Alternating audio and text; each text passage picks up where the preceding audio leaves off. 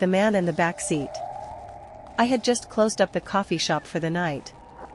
It was a quiet, chilly evening, and the streetlights bathed the empty lot in a dull orange glow. My shift had dragged, and I was exhausted.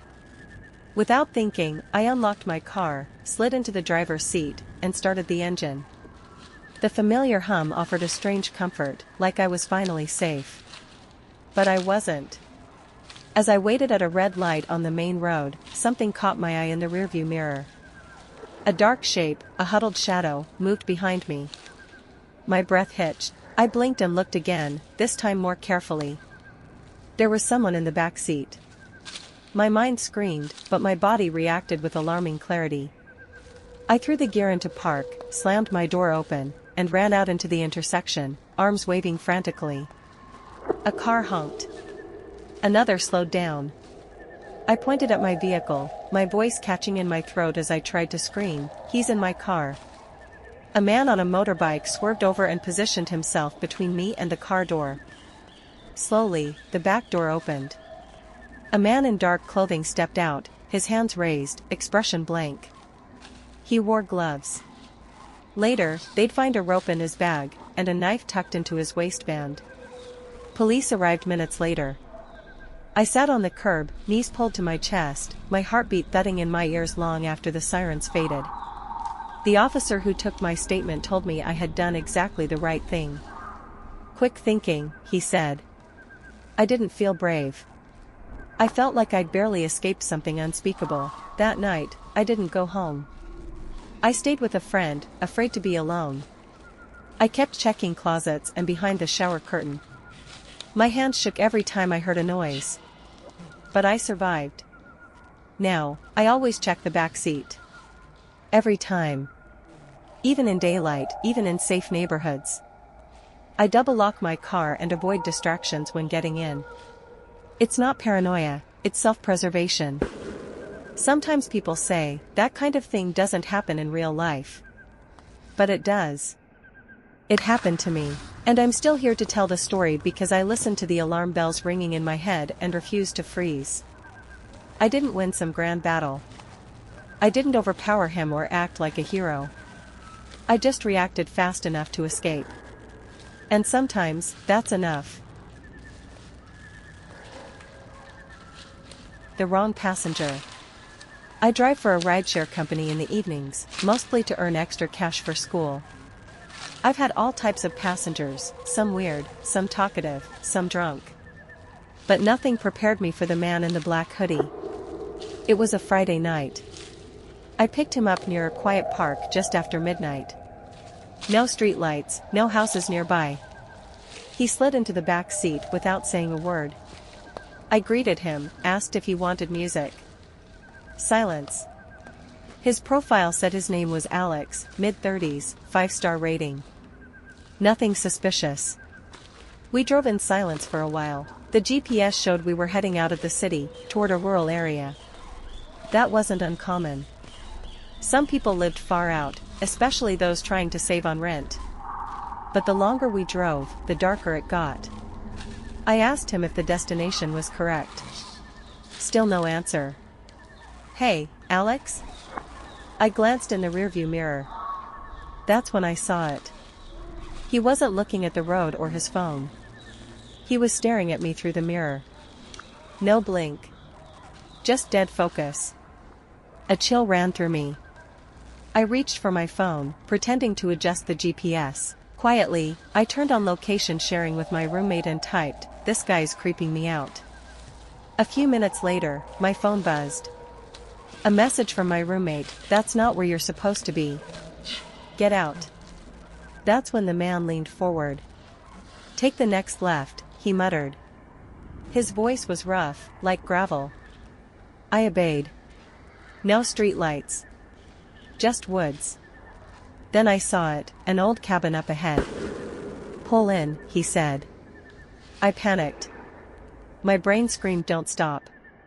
I nodded slowly and eased the car in. As we approached the cabin, I yanked the wheel and stomped the gas, spinning the car around in the narrow dirt path.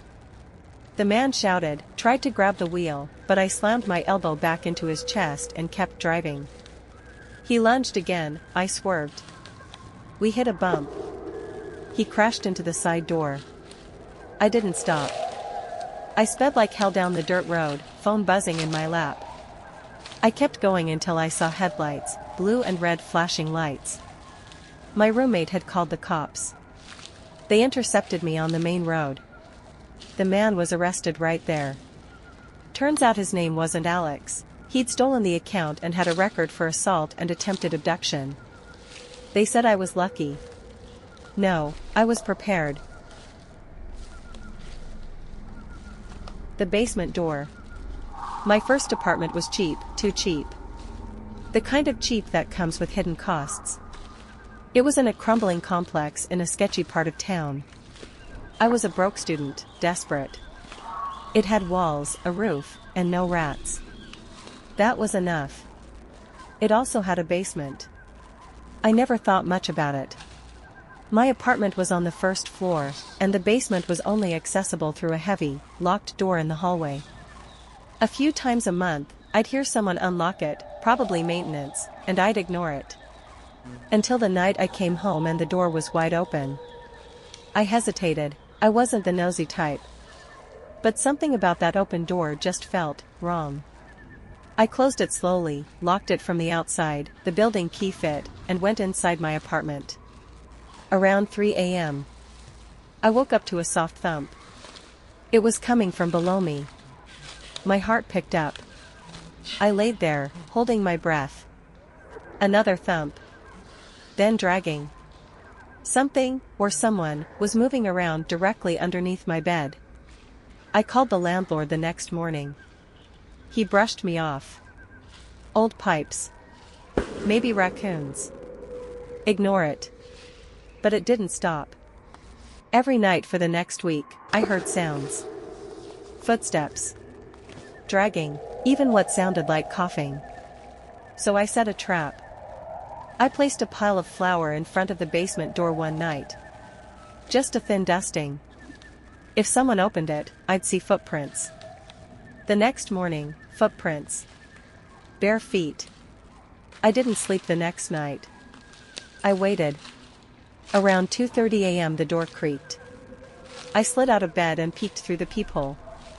A man. No shirt. Dirty, thin, hair like a nest. He slipped out of the basement and crept down the hall. I called 911. They arrived in minutes. The man was still in the building, hiding in the laundry room. He'd been living in the basement for months. No one knew how he got in or how long he'd been watching people. My unit was right above the basement stairs. They said he'd carved a peephole through the wooden ceiling below my bedroom. I moved out that week. I check basements now. Every time. The fake officer. I was walking home from my night shift. It was late, maybe 1:30 a.m., and the streets were nearly empty. I took the shortcut through the alley like I always did. Not smart, I know, but I'd done it 100 times. That night, a car rolled up beside me. A dark sedan.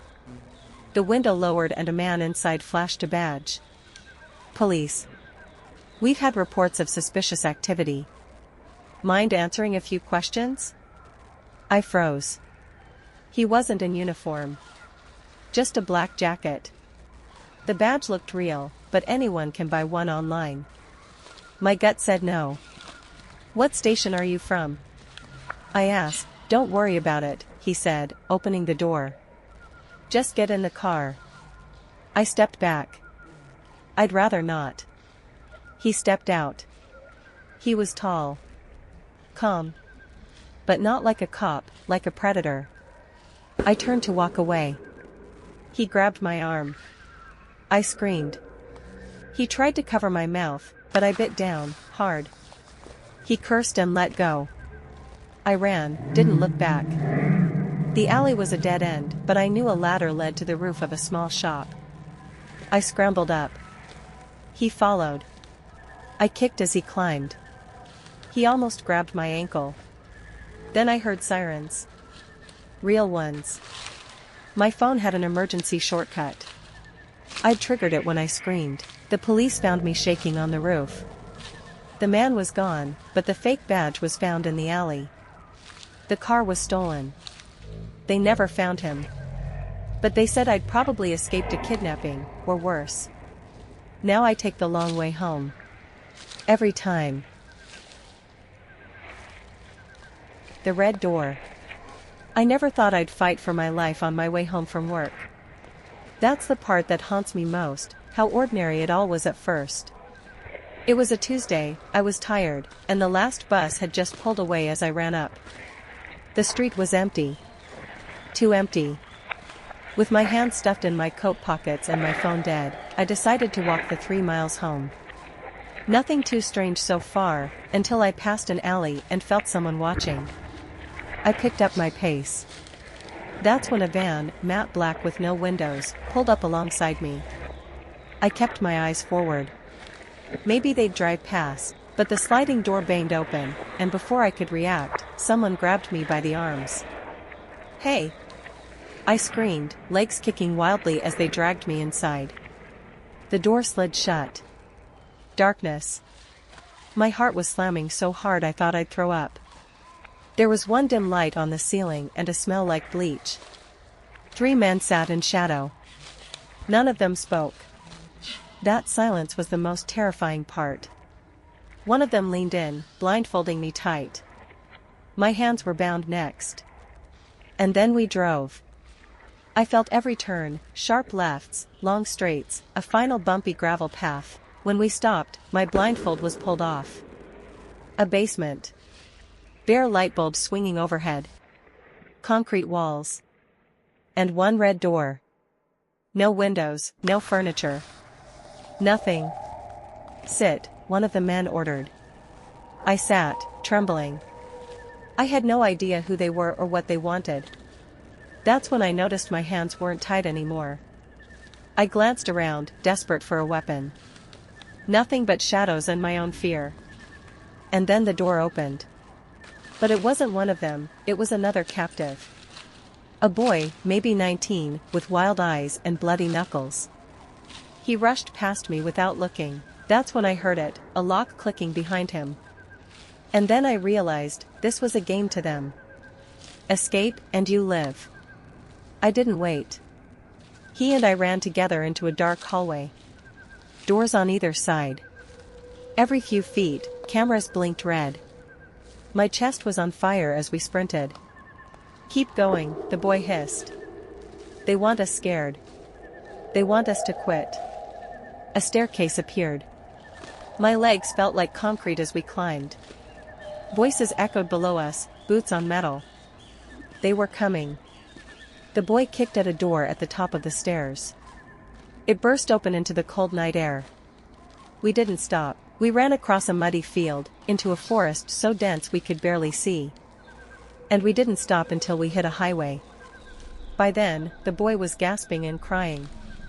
And I was crying too, tears of exhaustion and relief. A trucker stopped for us.